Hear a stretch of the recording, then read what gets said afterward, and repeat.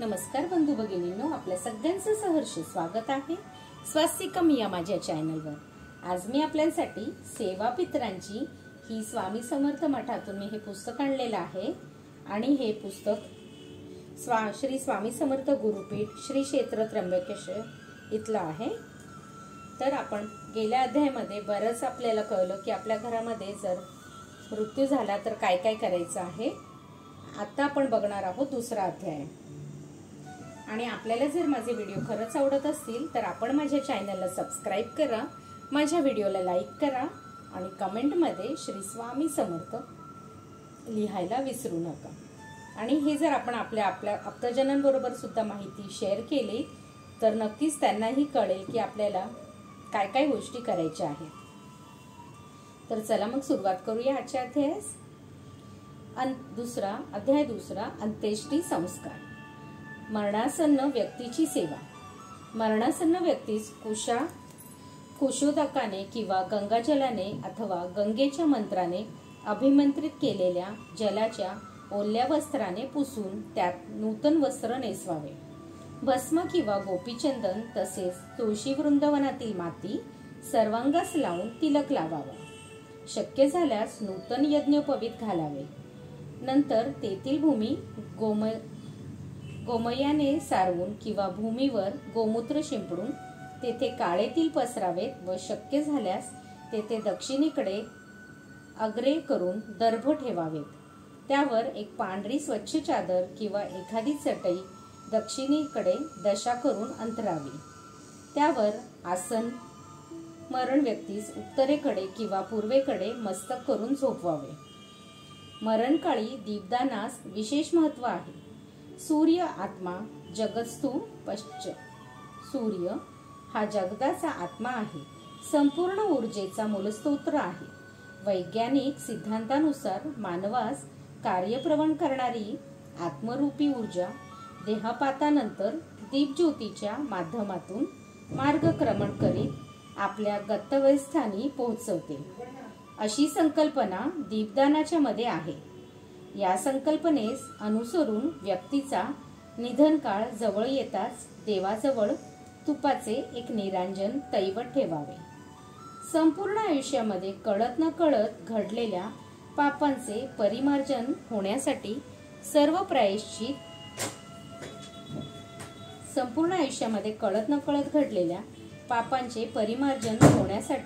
सर्व प्रायश्चित प्रयाग करावायचा असतो।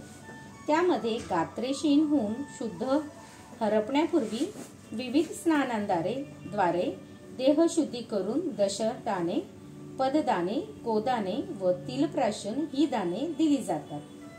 दशादानामध्ये गाय, भूमी, तीळ, सोने, तूप, वस्त्र, धान्य, गूळ, चांदी व लवण यांचा समावेश असतो। पददानामध्ये छत्री, चंदन, अंगठी, कुंभ, आसन यांचा समावेश होतो। गोदाने पहिला आहे ऋणधेनू, विविध ऋणांच्या मुक्तीसाठी। दुसरं उत्क्रांती धेनू, सुखाने प्राणोत्क्रमण होण्यासाठी। तिसरा आहे मोक्षधेनू, पापक्षय होऊन संसारातून मुक्त होण्यासाठी। चौथं पापधेनू, मन, वाचा व शरीर याद्वारे झालेल्या पापांचा निराश होण्यासाठी।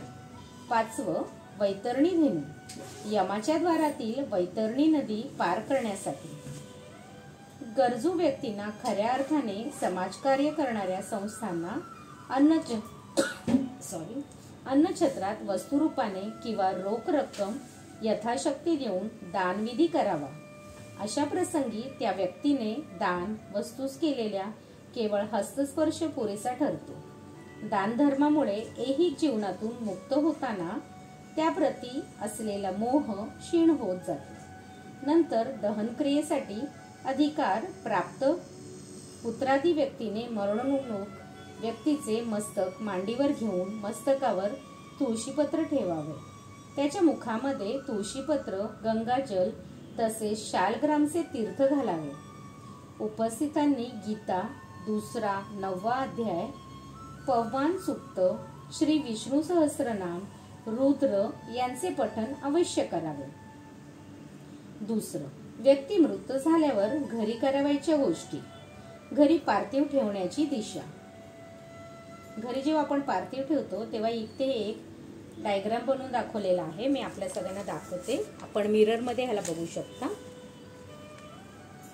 हा अशा प्रकारे आहे. इथे पश्चिम दिशा आहे, इथे दक्षिण, इथे उत्तर आणि इथे पूर्व. दक्षिण दिशा जी आहे तिकडे मृत व्यक्तीचे पाय ठेवायचे आहेत आणि उत्तरेकडे त्याचं डोकं. मृत व्यक्तीस गोमयाने सारवलेल्या, गोमयाने म्हणजे शेण जे असतं गाईचं ते, त्याने सारवलेले किंवा गोमूत्र शिंपडलेल्या भूमीवर ठेवावे अथवा भूमीवर गवताची चटई पसरून किंवा साधे वस्त्र पसरवून त्यावर ठेवावे. अशा वेळी मृत शरीराचे मस्तक उत्तर दिशेस असावे. डोळे उघडे असतील तर ते मिटावेत. नाकाच्या कानाच्या रंध्रामध्ये कापूस ठेवावे. सद्यस्थितीस वैद्यकीय मरण दाखला घेणे, मंत्राग्नीसाठी पुरोहितास आणणे, दिवसा निधन घडल्यास सूर्यास्तापूर्वी शवदहन करावे, अन्यथा शव पर्युषित शिळे होते. शव पर्युषित झाल्यास त्यावर पंचगव्य अथवा गोमूत्र शिंपडावे. अंत्येष्टीकर्त्याने शवयात्रा निघण्यापूर्वी, स्मशानात दहनापूर्वी, अस्थी संचण्यापूर्वी, 10व्या दिवशी क्रियाक्रमाच्या वेळी मुंडन करावे. मात्र कोणत्याही परिस्थितीत रात्री मुंडन करू नये. शवयात्रेसाठी साहित्य आणावे. तिरडीच्या साहित्यामध्ये 2 लांब आणि 5-7 लहान वेळू म्हणजे बांबू, गवत, बांबूची तट्टी, 1 लहान व 1 मोठे मडके, सुतळीची काथ्याची गुंडी, नवीन पांढरे वस्त्र, कापूर, गोवऱ्या, हळद कुंकू व बुक्का यांचा समावेश असतो. शवास घराबाहेर आणावे. शवास दहन करण्यापूर्वी उत्तम तेलाने आणि उष्ण पाण्याने स्नान घालावे. मोठ्या शहरात असणे असे करणे अशक्य असल्यास शरीरावर किमान वस्त्रे ठेवून पाण्याने पाय धुवावेत. तुळशीपत्राने गंगोदक किंवा गंगेचे स्मरण करून शुद्ध जल शवावर शिंपडावे. नंतर सर्वांगास गोपीचंदन लावावे. कपाळी तिलक लावावा. फुले, तुळशीची पाने, माळा व्हाव्यात. मृत व्यक्ती सुवासिनी असल्यास हळदी कुंकवाने तिचा मळवट भरावा. नूतन सौभाग्य अलंकार देऊन सर्व सौभाग्यविधी करावे. विधवा स्त्री असल्यास तिला बुक्का लावावा. शवास तुळशीची आणि फुलांची माळ घालावी. पायावर पाणी सोडून एक वात असलेली मातीची पंती एका ताटात ठेवून ती सर्वांनी शवास ओवाळावी. नंतर हा दिवा घरात नेऊन एका कोपऱ्यात तईवर ठेवावा. श्वास दाह देऊन स्मशानातून परतल्यानंतर कर्त्या पुरुषाने पिठाची गोलाकार आकृती काढून त्यावर हा दिवा ठेवावा.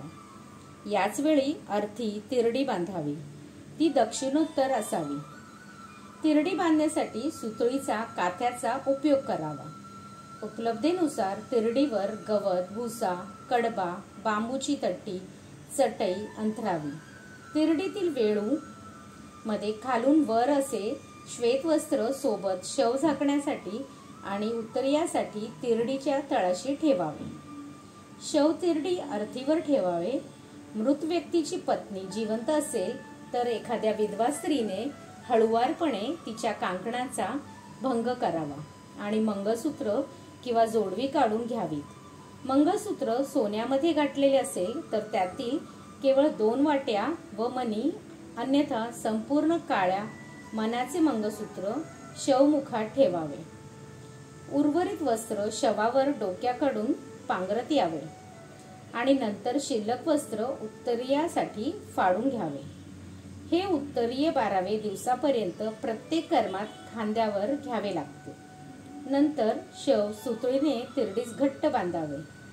तिरडीवरील शव सुतळीने बांधून झाल्यावर घरातील सर्वांनी शेवटचे दर्शन घ्यावे. काही ठिकाणी शवाचे मुख झाकण्याची तर काही ठिकाणी शवाचे मुख न झाकण्याची प्रथा प्रचलित आहे. शवाच्या पायाचे दोन्ही अंगठे आणि हाताचे अंगठे तिरडी वाहून नेताना हात व पाय तिरडीच्या बाहेर पडू नये म्हणून बांधण्याची प्रथा आहे. नंतर काटक्यांनी तयार केलेले त्रिकोणाकृती शिंकाळ्यावर मातीचे छोटे मडके ठेवून त्यामध्ये शेण्या पेटवून सिद्ध केलेल्या लौकिक अग्नी ठेवावा. हे शिंकाळे शक्यतो दहनकर्त्या व्यक्तीने धरावे. काही कारणास्तव इतर आपत्यात तरी जरी ते धरावे लागले तरी पुढील अंत्येष्टी विधी मात्र अधिकारप्राप्त व्यक्तीनेच करावा. भगवंताने चे भजन स्मरण करीत तिरडी उचलावी. प्रारंभी निकटवर्तीय आप्तांनी तिरडी धरावी. शवयात्रेच्या वेळी स्वतः सोबत मोठे मडके, तीळ, सातूचे पीठ, तूप, खोबऱ्याची वाटी, चंदन, गोपीचंदन इत्यादी सर्व साहित्य घ्यावे. तिरडी आणि अग्नी यामधून कोणी जाऊ नये. तसेच अग्नी घेतल्याने मागे राहू नये. शवयात्रेत सहभागी होताना शेंडी मोकळी ठेवावी. स्मशानाजवळ शेवटच्या टप्प्यावर 20व्या कट्ट्यावर खांदेकरी बदलण्यासाठी शवयात्रा अल्पकाळ थांबवावी.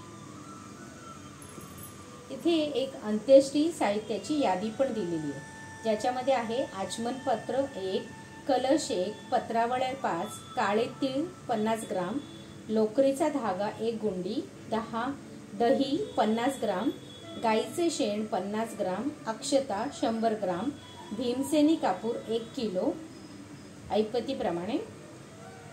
त्याच्यानंतर हार 2 नग, हळदी कुंकू, अत्तर, आसन, चंदन काष्ट.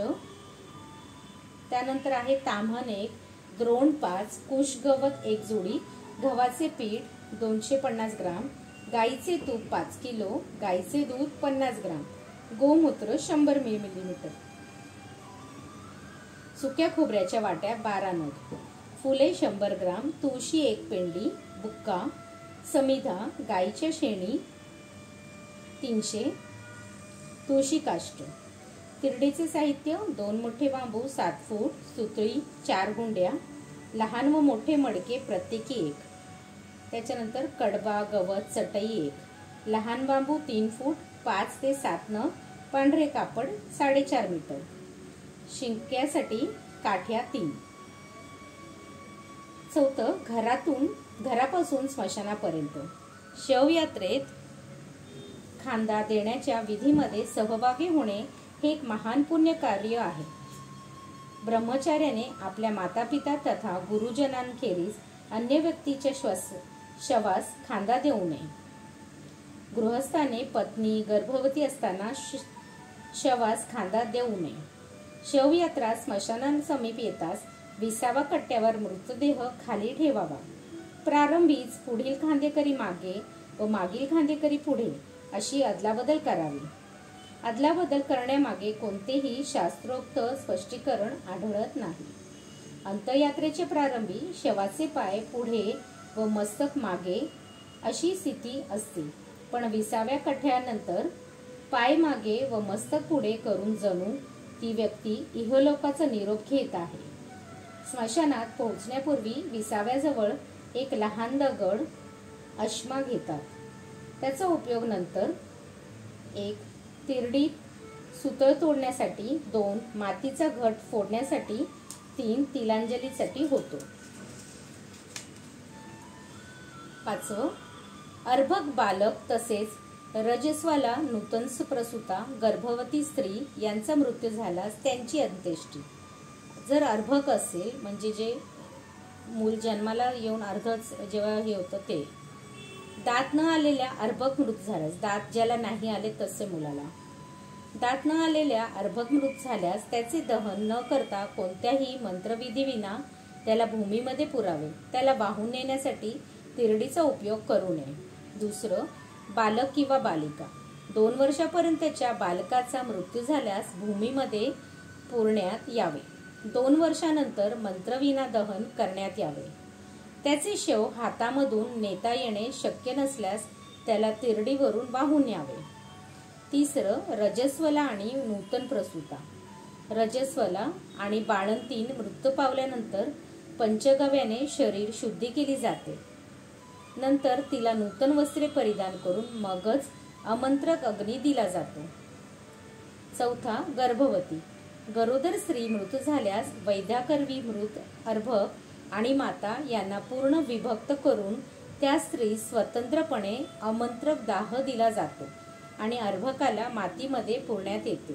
जर भ्रूणासह गार्भिणीचा अग्निसंस्कार केला तर सूतक समाप्त झाल्यावर विधिवत प्रायश्चित केले जाते. सूचना: कोणत्याही कारणाचं आमंत्रक क्रियाकर्म झालेले असेल तर 10व्या दिवशी अस्थींवर ते विधिवत करता येते. मात्र त्यासाठी मुख्य अस्थी 10व्या दिवसापर्यंत जतन करून ठेवाव्या. 6. स्मशानात पोहोचल्यावर करण्याचा विधी. मृतदेह स्मशानात केल्या जाणाऱ्या दहनविधीस औधर्वदेहिक असे म्हणतात. यामध्ये क्रव्यात नावाचा अग्नी सिद्ध करून त्या अग्नीने विधिवत दाह दिला जातो, म्हणून या विधीस मंत्राग्नी असेही म्हणतात. स्मशानात प्रवेश केल्यावर तिरडी चितस्थानाजवळ एका बाजूला शवाचे पाय उत्तरेला येईल अशा पद्धतीने भूमीवर ठेवावे. प्रेत ज्या ठिकाणी दहन करायचे ते ठिकाण स्वच्छ करावे. चितेच्या वायव्याला मातीचे त्रिकोणाकृती संथील करून त्यावर अग्नीची प्रतिष्ठापना करावी. दहनकर्त्याने स्नान करून लोट्यामधून पाणी आणून पुढील प्रमाणे विधी करावा. पहिलं, आचमन. आचमन ही जी आपली 5 बोटं आहेत ह्याच्यातलं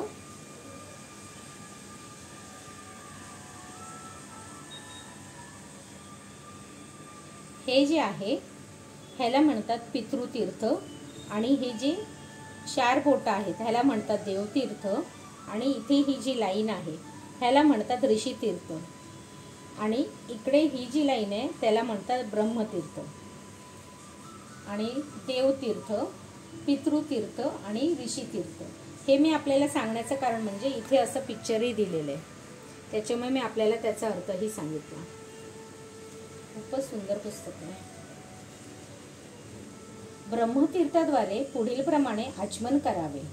आचमन करताना ओंकाराचे उच्चारण करू नये. केशवाय नमः, नारायणाय नमः, माधवाय नमः हे मंत्र म्हणताना 3 वेळा पाणी प्यावे. गोविंदाय नमः या मंत्राने खाली पाणी सोडावे. नंतर हात जोडून पुढील नामे उच्चारावी. विष्णवे नमः, मधुसूदनाय नमः, त्रिविक्रमाय नमः. दुसरं किंवा आणि वामनाय नमः, श्रीधराय नमः, ऋषिकेशाय नमः, पद्मनाभाय नमः, दामोदराय नमः, संकर्षणाय नमः, वासुदेवाय नमः, प्रद्युम्नाय नमः, अनिरुद्धाय नमः, पुरुषोत्तमाय नमः, अधोक्षध्वजाय नमः, नरसिंहाय नमः, अच्युत्याय नमः, जनार्दनाय नमः, उपेंद्राय नमः, हरये नमः, श्रीकृष्णाय नमः. पवित्र धारण करावे. अंत्येष्टीसाठी एका दर्भाचे, श्राद्धासाठी 3 दर्भाचे, धार्मिक विधीसाठी 4 दर्भाचे पवित्रक बनवावे. पवित्रक बनवताना दर्भास तीळ घालावा. दर्भाच्या माथ्यावर मोडून दोन्ही टोकांना प्रदक्षिणे फिरवत पुन्हा पीळ देऊन व ती टोके एकत्र करून पुन्हा अर्ध्यावर प्रदक्षिणे फिरवून वळवलेल्या भागातून दोन्ही टोके काढून घ्यावे. संकल्प. उजव्या हातात पाणी घ्यावे. ततः कर्ता आचम्यः केशवाय नमः, नारायणाय नमः, माधवाय नमः हे मंत्र म्हणताना 3 वेळा पाणी प्यावे. गोविंदाय नमः या मंत्राने पाणी खाली सोडावे. अशा प्रकारे 2 वेळा आचमन करावे. अपसव्य करून संकल्प करावा. आद्य पूर्वचरित वर्तमान एव गुणविशेष विशिष्ट्या पुण्यतिथ्यो मम आत्मनः श्रुती स्मृती पूर्णोक्त फलप्राप्त्यर्थ गोत्रस्य गोत्रया स्त्रीसाठी, प्रेतस्य मात्रदिमरणे प्रेतया स्त्रीसाठी. इतिहा. आई किंवा अन्य स्त्रीचा मृत्यू झाल्यास गोत्रयाः मात्रदिमरणे प्रेतायाः असे उच्चारण करावे. प्रेतत्व निवृत्तो तो मलोप्रात्यर्थ औधर्वदेहिक करिष्ये हातातील पाणी खाली सोडावे. पुढील मंत्राने भूमीची प्रार्थना करावी. सर्वस्याश्रया भूमिह्या वराहेन समुद्रतता अनंतफलदात्री च मम पापम व्यपहात. चितेचे स्थान कसे असावे. पुढील मंत्राने भूमीवर पाणी शिंपडावे. इथे हे चित्र सुद्धा दिलेलं आहे. मी आपल्याला इथे चित्र दाखवते की इथे चित्र दिलेलं आहे. इथे पश्चिम दिशा आहे, इथे पूर्व, उत्तर आणि दक्षिण. दक्षिणेकडेच मृत व्यक्तीचं डोकं ठेवावं आणि उत्तरेकडे त्याचे पाय ठेवावे आणि हे चितेचे स्थान आहे. इथे आधी ठेवावं थोडा वेळ, त्याच्यानंतर इथे चितेचं स्थान आहे.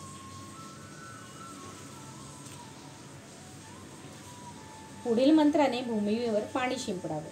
अपवित्र पवित्र वा सर्ववस्तांग तोपी वा यह स्मरेत पुंडरीकाक्षः सह बाह्यानंतर हा शुची हा श्री विष्णू विष्णू विष्णू.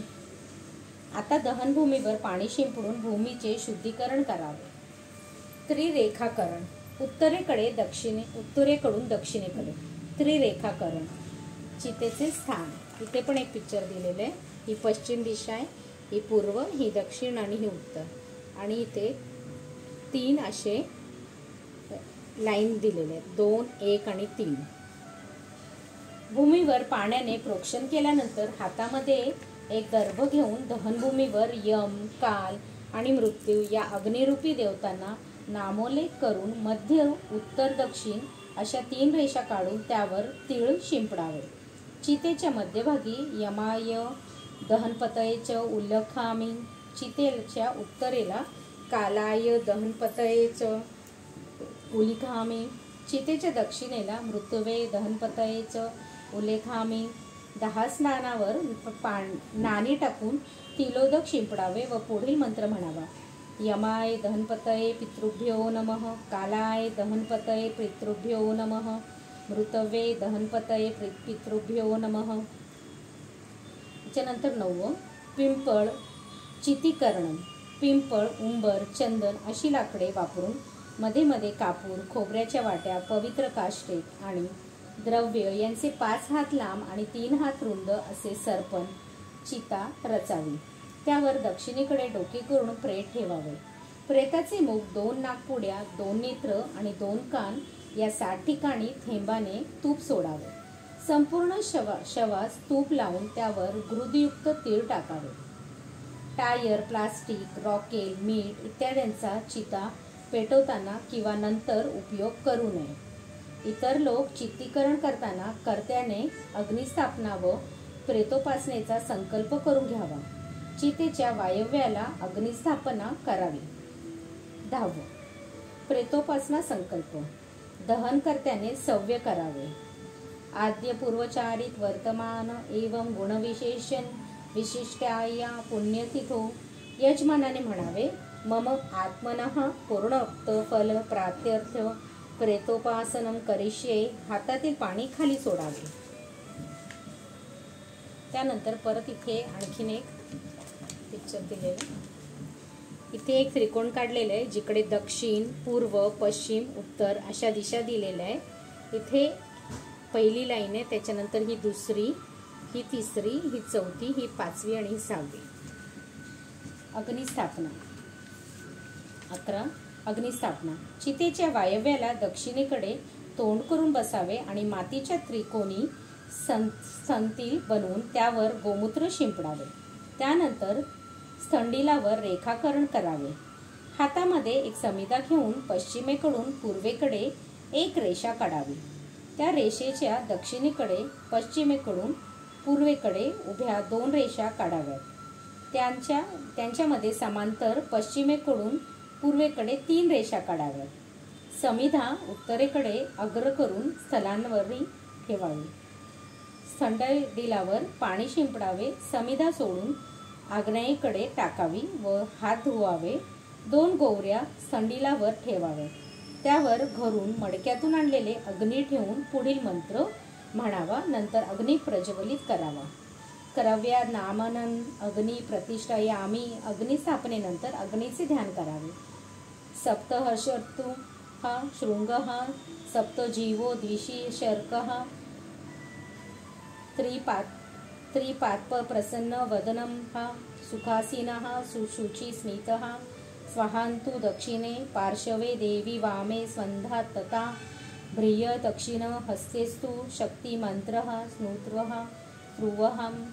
स्रुवं तोमरं व्यञ्जनं वामे घृतपात्रं च धार्यतं मेषारूढो जटाबद्धो गौरवर्णा महोजसः धूम्रध्वजो लोहिताक्षः सप्तार्ची सर्वकामदः आत्मभिमुखमासीन एवं रूपो हुताशनः अग्रे वैष्णवर शाण्डिले गौत्र मेषध्वज प्राडमुखो मम सन्मुखो वरदो भवः।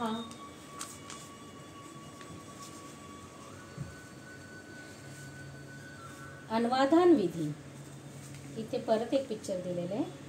अन्वान विधी, अग्नीच्या दक्षिण बाजूला प्रोक्षानी पात्र, स्त्रुवा, चमस पात्र, आज्य पात्र, कुशगवत, स्थंडिल, क्रव्यादम अग्नी, पूजेचे साहित्य, पुरोहित आणि हे करता। अन्वदान विधी, उजव्या हाताच्या मुठीमध्ये 2 समिधा घेऊन मूठ डाव्या हाताच्या तळहातावर ठेवावी। त्यानंतर डावा हात उजव्या पायाच्या गुडघ्यावर ठेवावे। पहिलं, अग्नि कामम लोकम अनुमती एताः प्रधान देवताः अग्रा बाजेन प्रेतम प्रेतोरसी आज्यन्य यक्षय। उजव्या हातावरून पाणी खाली सोडावे, समिधा खाली सोडू नये। त्यानंतर या दोन्ही समिधा अग्नीत सोडताना पुढील मंत्र म्हणावा, प्रजापतये स्वाहा प्रजापतये इदं न मम। त्यानंतर पुढील मंत्राने अग्निसहित चितेसभोवर 3 वेळा पाणी फिरवावे। अग्निपर समूहनम, अग्निपर समूहनम, अग्निपर समूहनम, अग्निपरिस्तरण, अग्निभोवती व चितेभोवती दर्भाची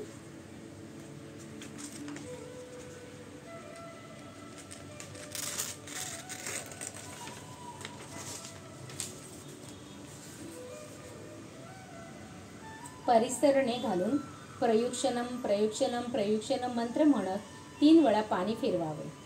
अग्नीच्या दक्षिणेकडे दर्भ ठेवून त्यावर प्रोक्षणी, स्रुवा, चमस, आज्यपात्र अशी 4 पात्रे पालती करून ठेवावी। प्रोक्षणी उतानी करून त्यामध्ये पाणी, फूल, अक्षता भराव्यात। प्रदक्षिणेवर दर्भ ठेवावा। 5वं, गंगेचं यमुनेचं चैव गोदावरी सरस्वती नर्मदे सिंधू कावेरी जलमेसिनम सन्निधिम करू हा मंत्र म्हणून चमसामध्ये शुद्ध पाणी भरावे। त्यावर दर्भ ठेवावा। त्यात गंध, फूल घालावे। ते पाणी दर्भाने 3 वेळा उचलावे। त्या दर्भाने सर्व पात्रे 3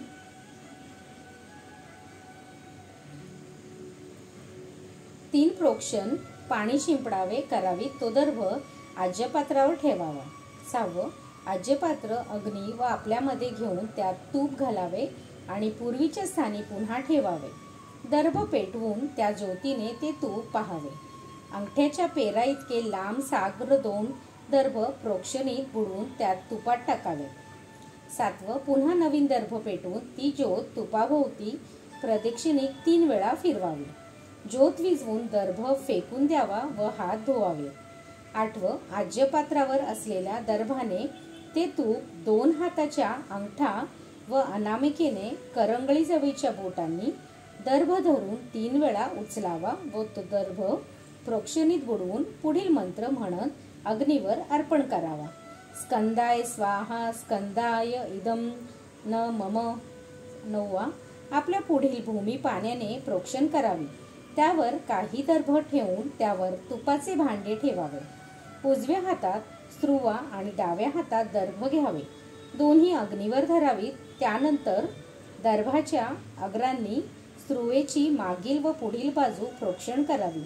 3 वेळ दर्भाच्या मुळाने स्त्रुवेचे मूळ प्रोक्षण करून अग्नीवर स्त्रुवा धरावी। त्यानंतर स्त्रुवा आज्यपात्राच्या डाव्या बाजूला ठेवावी। आमंत्रक अग्नीचे 8ही दिशेला पूर्वेपासून अक्षता टाकाव्या। अपसव्य करून अग्नीवर स्त्रुवेने तुपाच्या आहुती पुढील मंत्राने द्याव्या।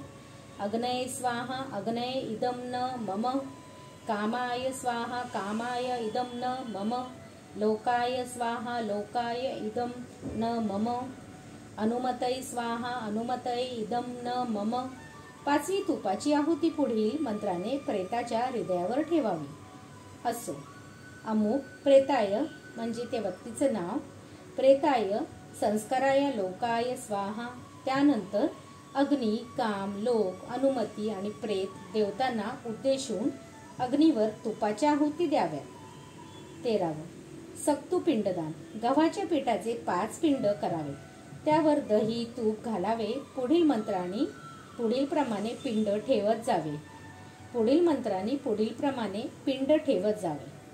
पहिलं कपाळ, अग्नये नमः. दुसरं मुख, अग्नये नमः. तिसरं बाहू, सारम्याभ्या नमः. चौथं बाहू, सारम्याभ्याय नमः. 5वं हृदय, यम श्वनाभ्या नमः. पंचक विधी, श्रीपाद नक्षत्र विधी, पुष्कर योग असल्यास हा विधी करावा, अन्यथा पुढील विधी करावेत. परत आणखीन एक इथे पिक्चर दिलेला आहे. इथे कपाळ, मुख, 2 बाहू आणि हृदय. सक्तू पिंडदान. 14वं अग्निप्रज्वलन. पिंडदानानंतर प्रेतावर काष्टे, गौऱ्या, कापूर ठेवावे. त्यानंतर संडिलावरील अग्नीवर 1-2 लाकडे पेटवून घ्यावी. दहनकर्त्याने हे जळणारे लाकूड घेऊन पुढील मंत्र म्हणत प्रेताला मुखाकडून अग्नी द्यावा. कृत्वा तू दुष्कृतम कर्म जानता व्याप्य जानता मृत्युकाल वंशम प्राप्य नरम पंचत्वम आगतम धर्माधर्म समायुक्तम लोभमोह समावृतम धैर्यं सर्व गात्रानी दिव्यान लोकांस गच्छतु. त्यानंतर उत्तरेयाने चितेला वारा घालीत पुढील मंत्र म्हणावा. त्वं भूतकृत जगत्योदयने त्वं लोकपरिपालकः उत्कः संहारकः तस्मादेन सर्गमृत नये.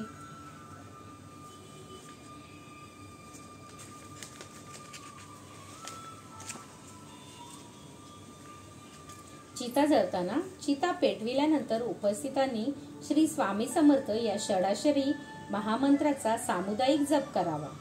16वं कपाळमोक्ष. चिता जळतेवेळी कपाळमोक्ष झाल्यानंतर दहनकर्त्याची डाव्या खांद्यावर पाण्याने भरलेला घडा घ्यावा. घड्याच्या वरील भागावर दुसऱ्या व्यक्तीने दगडाने एक छिद्र पाडावे. हा दगड स्मशानातील न घेता 20व्या कट्ट्याजवळून आणलेला असावा. दहनकर्त्याने प्रेताच्या पायाकडून उलट्या दिशेने एका पूर्व प्रदक्षिणा करून दगडाने आणखीन एक छिद्र पाडून दुसरी प्रदक्षिणा पूर्ण करावी. त्यानंतर याच क्रमाने 3रं छिद्र पाडून 3री प्रदक्षिणा पूर्ण करावी. त्यानंतर प्रेताच्या डोकेकडे दक्षिणेकडे मुख करून उभे राहावे आणि खांद्यावरील घडामागील बाजूला सोडून द्यावा. हे सर्व करत असताना पुढील मंत्र म्हणावा. अयोध्या, मथुरा, माया, काशी, कांची, अवंतिका, पुरी, द्वारावती चैव सप्तेता मोक्षदायिकाः. घडा फोडल्यानंतर बोंब मारून चितेकडे मागे वळून न बघता स्मशानातून बाहेर पडावे किंवा चितेपासून दूर जावे. 17वं तिलांजली दान. ज्या दगडाने घड्याला छिद्र पाडले होते त्यावर दर्भ गुंडाळावे आणि त्यावर तिलांजली द्यावी. दहनकर्त्याने उजव्या हाताच्या पितृतीर्थाचे अंगठ्याकडून 3 वेळा तिलांजली, तिळाचे पाणी देताना पुढील मंत्र म्हणावा. गोत्रस्य स्त्रीसाठी गोत्रयाः, प्रेतस्य स्त्रीसाठी प्रेतायाः, 10 जनती ताप उपशमनार्थ एष तिलतोयांजली हा तवो प्रतिष्ठाताम. अशा प्रकारे 3 वेळा तिलांजली द्यावी. त्यानंतर अशम्यावर उत्तरेयाच्या पाणी पिळावे. ते पिताना पुढील मंत्र म्हणावा. गोत्रस्य स्त्रीसाठी गोत्रयाः, प्रेतस्य स्त्रीसाठी प्रेतयाः, 10 जनती तृषोपशमनार्थ इदं ते वासुदोकम उपतिष्ठाता. तसेच मृताच्या नातलगांनी तिलांजली द्यावी.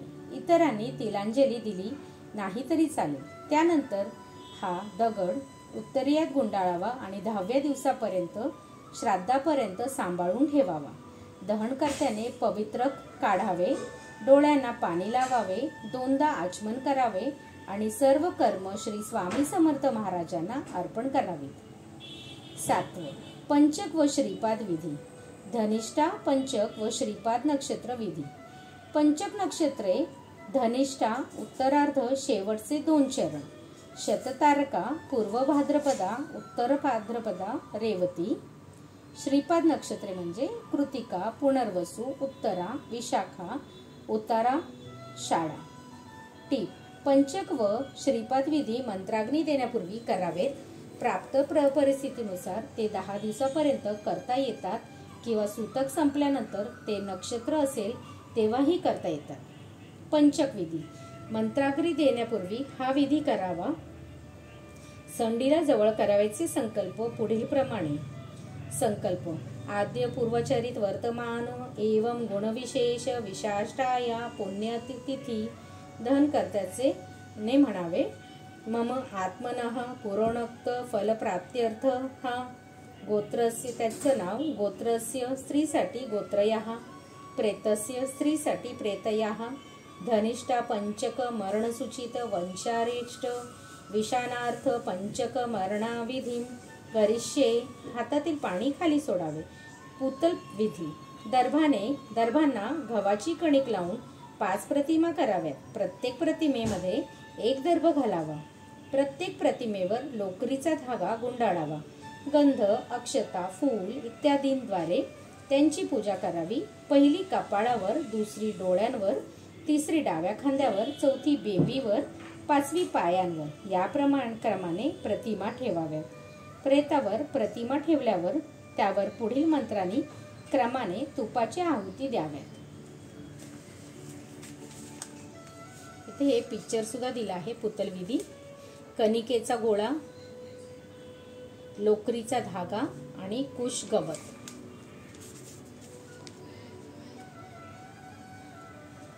टीप: पंचक नक्षत्रे 5 बाहुल्या, श्रीपाद नक्षत्रे 3 बाहुल्या. श्रीपाद नक्षत्रामध्ये केवळ पहिल्या 3 ठिकाणी बाहुली ठेवावी. प्रेतवाह्य स्वाहा प्रेतवाह्यव्य इदं त न ममः. प्रेतसखाय स्वाहा प्रेतसखाय इदं न मम. प्रेतपाय स्वाहा प्रेतपाय इदं न मम. प्रेतभूमिपाय स्वाहा प्रेतभूमिपाय इदं न मम. 5. प्रेतहंत्रे स्वाहा प्रेतहत्रे इदं न मम.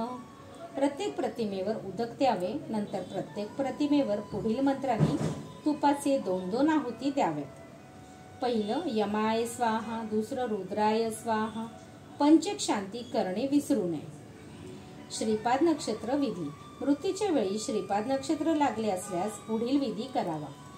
संडीला जवळ करावयाचा संकल्प. आद्य पूर्वचरित वर्तमान एवं गुणविशेष विशिष्टा याम पुण्यतिथो दहनकर्त्याने म्हणावे. मम आत्मनः पुरोणोक्त फलप्राप्त्यर्थ, त्यांचं नाव गोत्रस्य स्त्रीसाठी गोत्रयः, प्रेतस्य स्त्रीसाठी प्रेतयः, श्रीपाद नक्षत्र मरण सूचित वंशारिष्ट विनाशार्थ तदविधी करिष्ये. हातीतील पाणी खाली सोडावे. दर्भांना गव्हाची कणिक लावून 3 प्रतिमा कराव्यात. प्रत्येक प्रतिमेनंतर लोकरीचा धागा गुंडाळावा. गंध, अक्षता, फूल इत्यादींद्वारा त्यांची पूजा करावी. पहिली कपाळावर, दुसरी डोळ्यांवर, तिसरी प्रेताच्या डाव्या खांद्यावर ठेवावी. याप्रमाणे प्रेतावर 3 प्रतिमा ठेवल्यावर त्यावर पुढील मंत्रांनी क्रमाने तुपाच्या आहुती द्याव्यात. प्रेतवाह्य स्वाहा प्रेतवाह्य इदं न मम. प्रेतसखाय स्वाहा प्रेतसखाय इदं न मम. प्रेतपाय स्वाहा प्रेतपाय इदं न मम.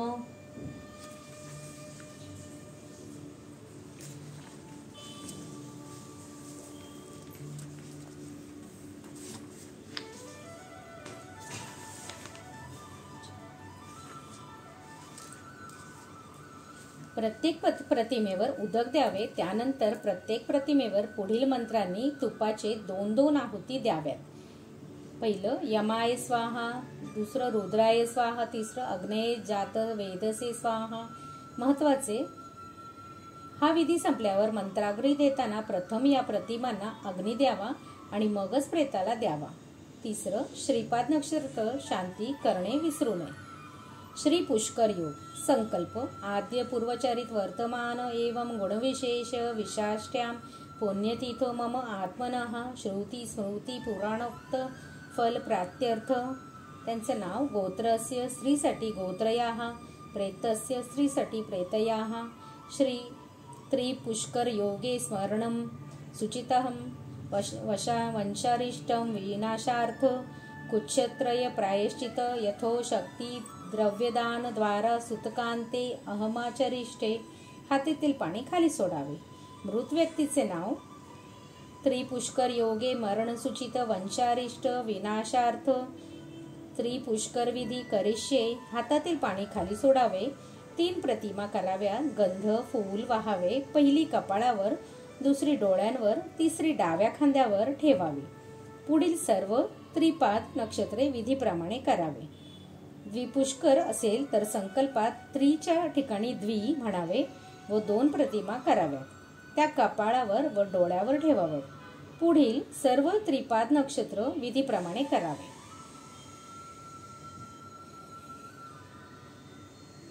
स्मशानातून घरी आल्यावर निधन घरातील व्यक्ती घरी परतल्यावर शवदहन करून घरामध्ये प्रवेश करताना प्रथम अश्मा आणि उत्तरीय घराच्या बाहेरील बाजूस टांगून ठेवावे. घरात आल्यावर प्रथम सचैल स्नान करावे. शवसान्निध्य घडल्यामुळे तसेच स्मशानातील वातावरणामुळे शारीरिक अशुद्धता दूर होण्यासाठी स्नानानंतर अग्निसान्निध्य शेकणे करावे आणि कडुनिंबाचे पाने खावीत. शव उचलताना ओवाळलेल्या पंतीचा दिवा पिठाची रांगोळी काढून त्यावर मधोमध ठेवावा. दिवाच्या शेजारी पाण्याने भरलेलं एक पात्र ठेवावे. दिव्यावर बांबूची एखादी टोपली ठेवावी. त्या दिवशी घरामध्ये स्वयंपाक करू नये. आपण न मागता इतरांनी दिलेले अन्न खावे. दुसरं, बाहेरील व्यक्ती स्वगृही परतल्यानंतर अंत्येष्टींच्या कार्यात सहभागी होणाऱ्या व्यक्तींनी स्मशानातून घरी परत येताच सचैल स्नान करावे. शवास स्पर्श झालेला असल्यास त्याच दिवशी किंवा रात्र झालेली असल्यास सूर्योदयानंतर जानवे उपवीत धारण करणाऱ्यांनी ते बदलावे. स्मशानात वैराग्य व तीव्र वियोगामुळे आलेली मरगळ दूर होण्यासाठी सद्ग्रंथाचे वाचन व भगवंताचे नामस्मरण करावे. श्री स्वामी समर्थ या षडाक्षरी महामंत्राचे अनुसंधान ठेवावे. तिसरं, निधनगृही पिठाच्या रांगोळीवर दिवा ठेवण्याचा उद्देश गर्भप्रविष्ट आत्म्याचे स्वागत त्याचा जन्म होण्यापूर्वीच विविध संस्कारांनी केले जाते. तर त्याचे शरीर शवास सरहित होताच अंत्येष्टीच्या रूपाने तितक्याच सन्मानाने त्यास निरोप दिला जातो. जन्म होताना बीजोरोपण, भ्रूण, बालक अशा विविध टप्प्यांवर संस्कार केले जातात. तर त्याचे निधन होताच एकीकडे शवदहन, अस्थिमेलन या पद्धतीने औदर्वदेहिक, तर दुसरीकडे प्रतिकात्मकरित्या चैतन्यमय आत्मस्वरूपी दीपाचे स्थापन लिंगदेह प्राप्तीसाठी, अवयव श्राद्धे, पितरत्व प्राप्तीसाठी सपिंडकरण अशा पद्धतीने अंत्येष्टी होत असते. प्राण गेल्यानंतर शवास ओवाळण्यात येणाऱ्या पंथीच्या ज्योतीमध्ये गत व्यक्तीचे चैतन्यमय आत्मा संक्रमित होतो. त्यानंतर धान्याच्या गोलाकार पिठाच्या आकृतीवर ही पंथी ठेवतात. दिव्याजवळ पहिल्या दिवशी जलपात्रात आणि दुसऱ्या दिवसापासून जलपात्रासोबत भोजनाच्या वेळी भाताचा पिंड ठेवला जातो. हे एक प्रकारचे पाथय श्राद्धच होय. 10व्या दिवशी उपरोक्त दिवा क्रियाकर्माच्या ठिकाणी विसर्जित केला जातो. अन्यत्र मृत्यू झाल्यास किंवा काही अपरिहार्य कारणास्तव 10 दिवसांऐवजी 1 दिवसच दिवा ठेवला तरी चालतो. 10 दिवसाच्या कालावधीत दिवा चुकून विझला तरी तो पुन्हा पेटवावा. त्यात काहीच दोष व अपशकुन नसतो. प्रतिदिनी संध्याकाळी गरुड पुराणातील प्रेतकल्प हा भाग वाचावा, श्रवण करावा. श्री स्वामी समर्थ. श्री स्वामी समर्थ. श्री स्वामी समर्थ. खरंच हे पुस्तक किती महत्त्वाचं आहे. कारण आता बरेच ठिकाणी असं होतं की सगळेच लोक, आधी असं व्हायचं की सगळेच लोक कोणाचा अंत्यविधी झाला की जायचे. आता बऱ्याच वेळेला असं होतं घरातल्यांना काही माहितीच नसतं काय झालंय ते आणि कसं काय करायचं आणि कुणाला विचारायचं. तर हे पुस्तक खरोखरच त्यांच्यासाठी खूपच छान आहे की त्यांना सगळं माहिती व्यवस्थित मिळेल. म्हणजे जेणेकरून त्यांची जी व्यक्ती मृत पावलेली आहे त्याचं सुद्धा जे काही शेवटचं कार्य आहे ते व्यवस्थित होईल. तर मला तर हे पुस्तक मिळालेलं आहे मी जेव्हा मठामध्ये गेलेली तिकडे. आपल्याला हे व्हिडिओ ऐकून सुद्धा कळेल की काय करायचं आहे आणि आपण हे मला असं वाटतं पुस्तक घेऊन जरी ठेवलं तरी बऱ्याच वेळ आपल्यासाठी खूपच उपयोगाचं आहे. नाहीतर हा व्हिडिओ आहेच यूट्यूबवर आपण कधीही लावून हे ऐकू शकतो आणि आपण आपल्या